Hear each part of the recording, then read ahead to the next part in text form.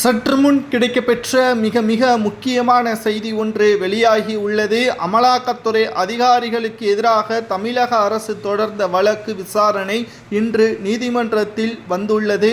நீதிபதிகள் தமிழக அரசிற்கு எதிராகத்தான் தீர்ப்பை வழங்க உள்ளதாக கிடைக்கப்பெற்ற தகவலை இந்த வீடியோவில் நாம் பதிவு செய்கிறோம். கடந்த 6ஆம் தேதி முதல் 8ஆம் தேதி வரை அமலாக்கத்துறை அதிகாரிகள் தமிழக டாஸ்மாக் தலைமை அலுவலகத்தில் சோதனைகளை நடத்தி சுமார் 1000 கோடி வரை முறைகேடு நடந்திருப்பதாக அறிக்கை ஒன்றை வெளியிட்டிருக்கிறார்கள்.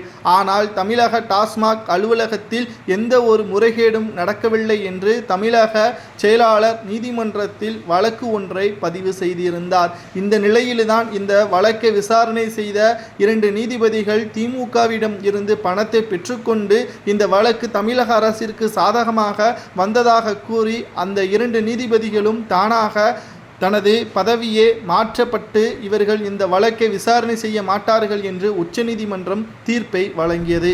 தற்பொழுது இந்த நீதிபதிகள் இருவரும் மாற்றப்பட்ட நிலையில் புதிதாக 2 நீதிபதிகள் நியமிக்கப்பட்டிருக்கிறார்கள். இவர்கள் நிச்சயமாக நீதிபதி அள்ளி போல் செயல்படுவார்கள். ஏனென்றால் நீதிபதி அள்ளி அவர்களுக்கு பல கோடிகள் திமுகவினர்கள் விலை பேசப்பட்ட போது கூட அவர்கள் தன்னுடைய ஒட்டுமொத்த வேலைக்கும் எந்த ஒரு களங்கம் விளைவிக்கக்கூடாது என்பதற்காக 15 மாதங்களை செந்தில் பாலாஜி அமைச்சராக இருந்த பொழுதே அவரை புழல் சிறையில் அடைத்தவர் நீதிபதி அள்ளி அவர்கள்.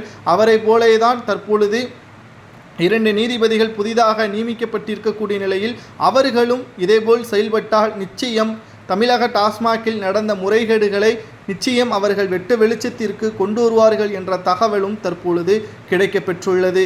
மேலும் இந்த சோதனைகளின் முடிவில் அமலாக்கத்துறை அதிகாரிகள் தமிழக அரசிற்கு பல கேள்விகளை எழுப்பியுள்ளது. அது பற்றியான கூடுதல் தகவல்களையும் தற்பொழுது நம்மால் பார்க்க முடிகிறது. மேலும் இந்த வழக்கை விசாரணை செய்யக்கூடியது எம்.எஸ். சுப்பிரமணியன் என்ற நீதிபதி தான். இவர் நிச்சயமாக நீதிக்கு தவறாமல் செயல்படுவார் என்ற தகவல் தற்பொழுது கிடைக்கப்பெற்றுள்ளது. இந்த வழக்கு விசாரணை இன்று காலை 10 மணிக்கு தொடங்கி மதியம் 3:30 மணி வரை நடைபெறும் என்ற தகவல் கிடைக்கப்பெற்றுள்ளது. இதில் மிக முக்கியமான குற்றவாளிகள் தமிழக டாஸ்மாக் தலைமை உயர் அரசு அதிகாரிகள், செந்தில் பாலாஜி, மதுபானங்களை கொள்முதல் செய்த திமுகவின் எம்பி ஜெகத் ரட்சகனின் நிறுவனத்தினர்கள், அது மட்டுமல்ல நிதியமைச்சர் தங்கம் தென்னரசு உள்ளிட்ட பலர் மீதும் குற்றப்பத்திரிகை தாக்கல் செய்யப்பட்டிருப்பதால் நிச்சயம் இந்த வழக்கு விசாரணையானது உச்சநீதிமன்றம் வரை மேல்முறையீடு செய்யப்படும் என்ற தகவலும் வெளியாகியிருக்கிறது. குற்றம் உறுதி செய்யப்பட்டால் திமுகவின் ஆட்சியை கலைக்கலாமா என்பதை கமெண்ட் வாயிலாக கூறுங்கள்.